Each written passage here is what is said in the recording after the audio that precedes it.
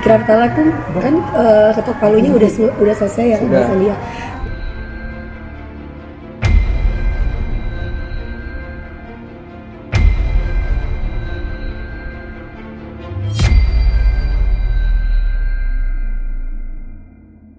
Akhirnya ikrar talak Depannya Iya, ya ikrar talak kan ketok palunya udah selesai ya Sudah. Bang Sandi ya. Udah 2 minggu yang lalu ya Bang Sandi ya. Jadi ya alhamdulillah dipermudah semua, diperlancar semuanya. Ya udah mau gimana lagi, memang kan memang seharusnya seperti ini kan, mengikuti proses yang ada.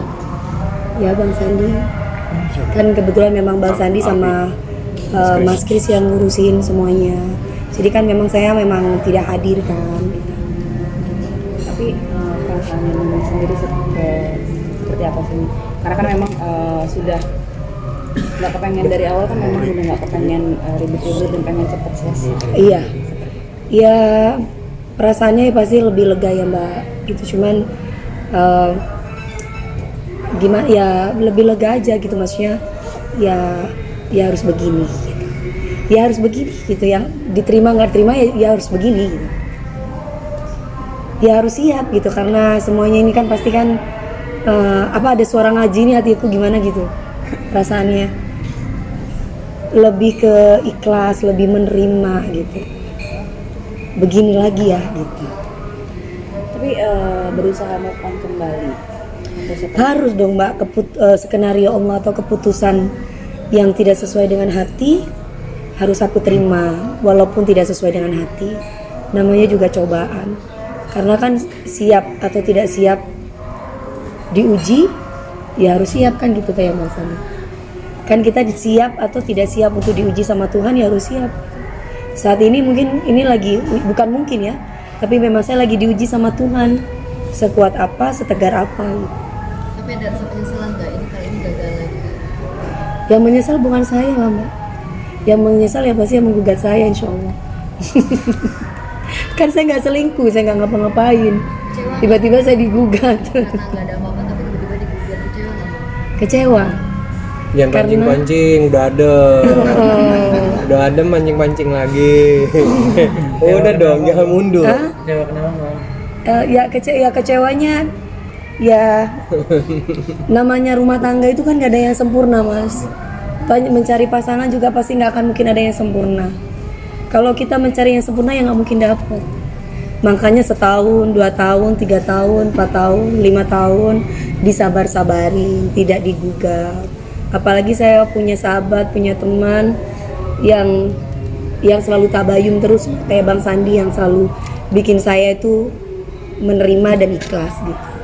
Kalau niat ingin perang mah ya udah dari kemarin udah emosi mulu gitu ya. Udah siap lah ya. Udah siap gitu. Tapi kan beliaunya ini sama Mas Kris selalu ngademin hati saya gitu bahwa oh iya ya, balik lagi bahwa ini tidak akan mungkin terjadi kalau bukan karena memang diuji sama Tuhan. Jadi justru aku merasa bersyukur, alhamdulillah bukan aku yang menggugat gitu. Kalau aku yang menggugat berarti tandanya aku wanita seperti apa sih Mbak? Kan ibaratnya mau suami itu selingkuh, mau suami itu berbuat jahat sama kita, pihak perempuan setahu saya yang saya pelajari dari keluarga saya nggak boleh menggugat. Jadi menerima saja gitu.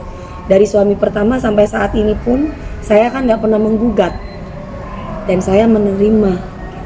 Ya alhamdulillah Allah melindungi saya gitu. Jadi bukan saya menggugat tapi orangnya permisi tahu diri gitu. Tapi udah klarifikasi belum sih pihak sana dan udah minta maaf belum sih masalah yang kemarin ribut-ribut di IG, masalah transfer, masalah yang lainnya? Belum. Tapi rencananya kita akan menyampaikan seperti saya bicara sama Mbak DP kemarin, kita tidak akan membuat laporan dan tidak akan mengirimkan somasi karena dari Mbak Neng sendiri sudah memaafkan bila mana dari pihaknya Mas Angga sendiri sudah mengklarifikasi dan juga sudah mengakui perbuatannya, mengakui semua apa yang pernah dilakukan. Kita tidak akan lagi menjalankan proses hukum dan Mbak Neng sendiri sudah mengikhlaskan apa yang memang selama ini menjadi pembicaraan yang ada nilai yang berhubungan dengan kerjaan mereka. Jadi Mbak Dewi sendiri sudah yakin bahwa tidak akan membuat laporan dan sudah mengikhlaskan, dan juga asalkan dari pihak Mas Angga sendiri mengklarifikasi, melakukan permintaan maaf dan mengakui perbuatannya, dia sudah ikhlas. Sejauh ini belum kan berarti ya? Nih. Kemarin sudah, saya dengarnya sih di beberapa podcast ya. Tapi dari Bang Sandi juga bilang bahwa beliaunya menangis ke Bang Sandi dan akan meminta maaf. Jadi seperti saya, ya sudah, kalau memang udah minta maaf ya ngapain lagi Mas? Gitu. Kan yang kemarin saya bahas itu karena dia kan ngotot bahwa perceraiannya yang seperti diasumsikan oleh masyarakat gitu. Tapi kan sebenarnya bukan masalah itu gitu. Rumah tangga kami itu dari kemarin-kemarin bergejolak itu bukan masalah itu, masalah ketidakterbukaan aja, masalah kejujuran gitu yang selalu ditutupi terus gitu. Tapi mau nggak mau ya saya butuh kejujuran dia, bahwa dari tanda tangan, dari nama Budianto, dari uang yang sudah masuk, dari tahun berapa itu sudah gitu kan. Cuman kalau kemarin saya tuh sempat agak marah, walaupun saya ditegur sama Bang Sandi, Mbak Neng kan sudah memaafkan, ya sudah gitu. Jadi itu saya, ya namanya manusia ya Mas, aku tidak mengungkit uang yang sudah selesai, tapi ini lo kan sudah bercerai. Maksud aku ya sudah, kalau sudah bercerai jangan ngambil duit lagi gitu loh. Tapi kalau sudah bercerai ya sudah gitu. Saya cuma meminta hak saya ketika saya sudah bercerai, bukan meminta hak saya ketika masih bersuami istri. Saya tidak pernah melihat harta memang tidak dibawa mati, makanya saya nggak pernah mau ambil lagi duitnya. Ya udah ambil. Cuman ketika saya sudah bercerai, kok kamu masih ada nama Budianto lagi sih gitu loh. Kok masih mengurusin kerjaan saya lagi. Itu yang saya komplain sama Bang Sandi.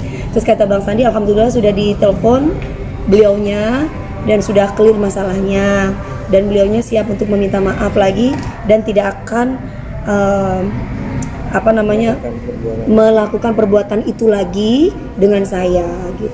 Tapi udah minta maaf langsung ke Mami atau terbuka nanti di media atau gimana? Mungkin akan terbuka di media. Kayak yang saya minta dia terbuka di media dong. Ya paling kan diundang di podcast, diundang di acara-acara TV kan dapat duit. Ya paling nggak ngomong lah. Kalau memang aku salah, tanda tangan palsu kan ada pasalnya ya Bang Sandi. Iya saya salah, gitu doang kok. Mas, aku tuh bukan orang yang nggak ngerti tentang dunia entertain. Temen aku banyak IO, memarkup itu tidak masalah gitu. Tapi ini suami sendiri gak ngomong sama aku gitu doang, gak ngomong, dan banyak kebutuhan-kebutuhan lain yang tidak dilaksanakan kewajibannya gitu. Tapi menuntut aku memberikan haknya gitu. Tapi ada rencana nggak sih mungkin ketemu, pengen nggak mungkin duduk berdua? Butuh proses. Aku sakit Mbak, butuh proses. Aku bilang sama Bang Sandi, tabayun, banyak istighfar kata Bang Sandi. Iya, dipertemukan, belum mampu.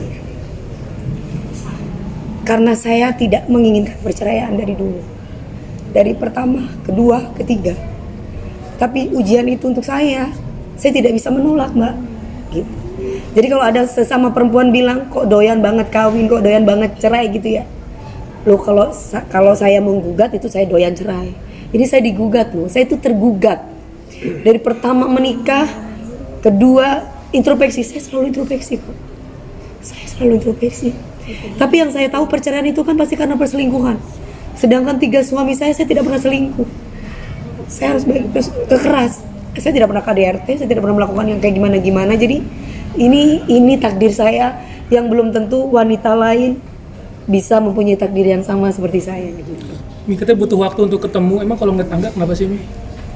Riana butuh waktu buat Sakit masih Mas. Trauma ya? Rasa trauma atau gimana? Trauma aku masih trauma. Tadi juga lucunya sempat dulu setelah baca ikrar kan diwawancara sama anak. Nah ini Mas Angga sendiri akhirnya mengungkapkan masa-masa perjuangan kalian seperti kayak ada penyesalan sendiri. Melihatnya gitu. Perjuangan? Perjuangan kalian dari awal mungkin. Nggak, maksudnya mungkin dia menceritakan momen waktu lagi bahagia. Banyak pengorbanannya ketika mau menikahi. Ya, Banyak maksudnya berjuang, berjuang. meyakinkan. Bagaimana caranya meyakinkan? Ya kan saya bukan perempuan murahan, Mas. Menerima saya juga pasti harus butuh perjuangan gitu. Maaf ya, saya nangis bukan karena saya menyesal atas perceraian ini. Saya menangis hanya karena ya Allah, saya cuman alhamdulillah saya masih dikasih kemampuan untuk bisa menghadapi semua. Saya melihat keluarga-keluarga yang lain bersama, keluarga yang lain utuh, itu saya merasa hati saya, kapan saya bisa memiliki keluarga yang utuh, bahagia. Cuman itu. Tapi kalau dibilang bahwa perjuangan-perjuangan, ya hidup butuh berjuang, Mbak. Gak ada hidup itu instan. Ketika aku memilih dia sebagai pasangan aku, berarti tandanya aku sudah siap untuk menerima semua kekurangan dia. Jadi kalau ada yang bilang, kok sekarang bicara masalah duit, gak ada bicara masalah duit. Saya cuma meluruskan ini masalah duit saya yang diambil ratusan juta sama orang gitu. Mungkin bahkan sudah MM-an, bahkan mungkin sudah berapa M yang saya nggak tahu dari tahun sebelum-sebelumnya pernikahan kami gitu. Jadi kalau ngomong masalah perjuangan, saya ingatnya ya kalau saya lagi show, ya pasti dia akan ikut. Karena aku istri seneng ya Bang Sandi ditemenin sama suami. Pasti kan kalau perempuan-perempuan mbak-mbak juga ditemani sama suaminya atau ditemani sama pendampingnya pasti seneng kan. Begitupun saya gitu, saya seneng ditemani sama suami. Kalau perjuangan-perjuangan yang lain, alhamdulillah ya, maksudnya Allah itu kasih kebahagiaan sama saya, sama rumah tangga saya, baik-baik aja. Gak ada yang gak bahagia Mbak. Kita jalan-jalan ke Hong Kong, ke Paris, kemana, kita bahagia aja, bahagia. Gak ada sesuatu hal yang sampai berjuang yang kayak Mbak Inul sama Mas Adam, kayak Mak Soima sama suaminya. Gak ada yang berjuang kayak gitu. Karena dia kenal aku sudah 20 tahun berkarir. Dari tahun berapa itu sudah? Dari tahun 2002 sampai sekarang. Saya menikah dengan beliaunya ini tahun 5 tahun yang lalu, 2017. Waktu itu beliaunya main di salah satu sinetron dan saya jadi pemeran utama, beliaunya jadi pacarnya adik saya atau kalau nggak salah.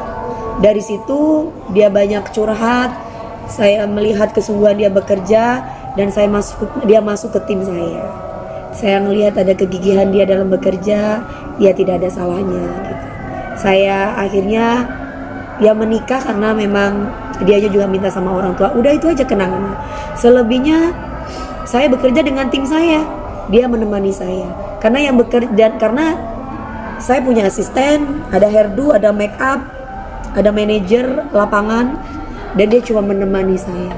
Saya cuma butuh disupport. Mungkin maksud perjuangannya adalah itu.